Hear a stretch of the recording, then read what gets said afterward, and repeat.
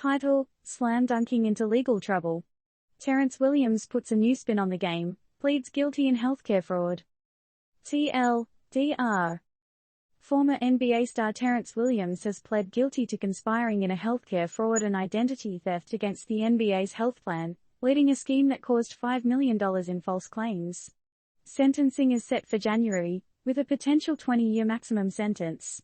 Williams will also pay $2.5 million in restitution and forfeit over $650,000. Was this a fast break gone wrong, or a desperate three-pointer for cash? Disclaimer: this article is not intended to provide legal or investment advice. For all legal matters, consult with a licensed professional. When basketball turns into a game of fraud. Folks, Terrence Williams just made a slam dunk into legal trouble. The former NBA player has decided to switch things up and throw a fast break into a healthcare fraud conspiracy, scoring at least $300,000 in kickbacks. Hey, but who's keeping score? In the vast arena of life, this guilty plea marks a strange twist of fate for the player who once electrified courts. From 2017 to 2021, he led a team of 17 other former players in this high-stakes, off-the-court game. The scorecard? At least $5 million in false claims submitted to the league's medical and dental reimbursement plans. Authorities claim that Williams was the playmaker, dishing out fake paperwork to his recruits. But what happens when team players don't toe the line?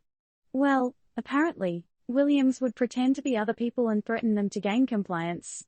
Now that's a hardcore defense strategy, right? Fouls and penalties.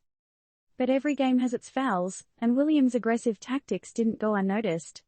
Remanded into custody earlier this year for allegedly threatening a witness, he's been playing some serious defense in the courtroom. Now, as part of the plea agreement, Williams will pay $2.5 million in restitution and forfeit over $650,000 to the government. The big question is, will this plea deal be a game-winning shot for Williams, or will he face the maximum 20-year sentence and a mandatory minimum of 2 years for identity theft? A different kind of game.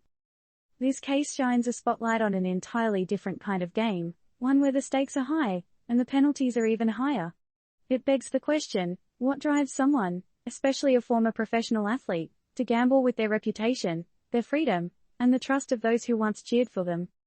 From fake paperwork to threats and kickbacks, this scheme paints a picture of desperation and manipulation. A game where trust is broken, and the rules are bent until they snap. The final buzzer. As the final buzzer sounds on this chapter of Williams' life, we are left to reflect on the larger implications of this case. How common is fraud within the sports industry? What measures are in place to prevent it, and how did Williams slip through the cracks? We may never know the full scope of the impact, but one thing is certain: Williams' court days are far from over, only this time, he's playing in a league with entirely different rules. What do you think drove Williams into this desperate play, and how will this case shape the future of sports and fraud prevention? Sound off in the comments, and let's get this conversation dribbling.